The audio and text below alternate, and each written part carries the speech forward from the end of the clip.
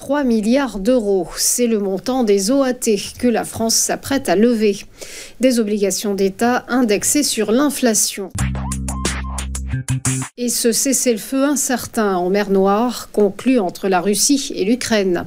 À l'issue de 2 jours de discussion à Riyad, en Arabie Saoudite, l'accord a été annoncé sous l'égide des États-Unis et concerne également un moratoire sur les sites énergétiques comme les raffineries, les centrales et les gazoducs. Une trêve sous condition, puisque le Kremlin prévoit une entrée en vigueur uniquement en cas de levée de certaines des sanctions occidentales dont la Russie fait l'objet. Sont cités notamment sa principale banque agricole, les producteurs d'engrais et certaines compagnies d'assurance. De son côté, Kiev affirme qu'il mettra l'accord en œuvre, mais s'est dit opposé à un affaiblissement des sanctions internationales contre Moscou. Volodymyr Zelensky, qui en outre sera reçu à l'Élysée ce soir par Emmanuel Macron dans le cadre de la préparation du sommet sur l'Ukraine prévu ce jeudi à Paris. Lors d'une conférence de presse, le président ukrainien a déclaré vouloir savoir qui est prêt à participer à un éventuel contingent de la paix sur son sol en cas de trêve. On poursuit avec le chiffre du jour, 3 milliards d'euros. C'est le montant des OAT que la France s'apprête à lever. Des obligations d'État indexées sur l'inflation.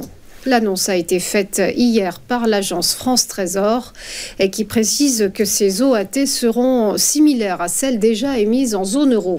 Concernant le prix, il a été fixé à 88,63 € avec un taux de rendement réel à 1,676%. A précisé l'AFT dans son communiqué.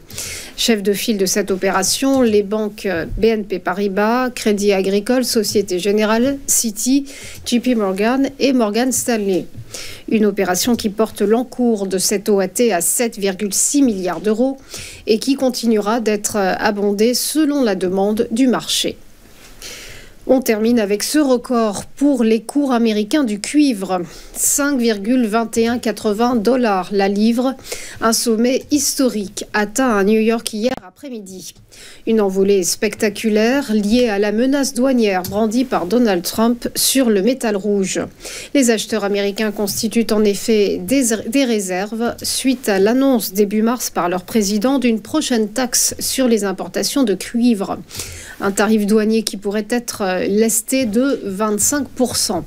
Conséquence, l'écart s'est considérablement creusé avec les cours du métal rouge à la Bourse des métaux de Londres, où la tonne de cuivre est repassée sous la barre symbolique des 10 000 $, 9 532 très précisément.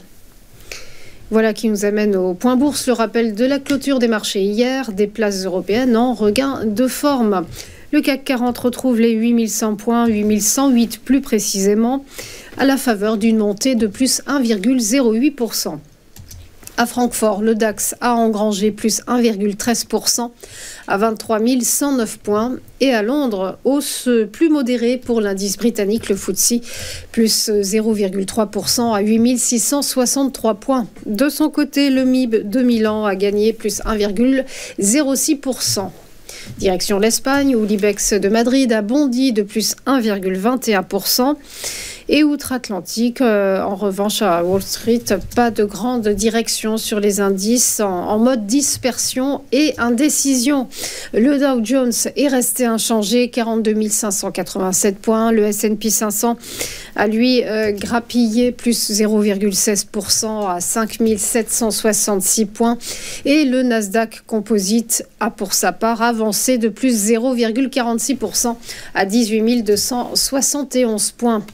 On termine avec un mot du Nikkei. L'indice japonais a terminé ce matin en se hissant de plus 0,65%. Voilà pour les dernières informations. On va marquer une première pause et on se retrouve juste après pour ChronoCAC avec Xavier Fenot. À tout de suite.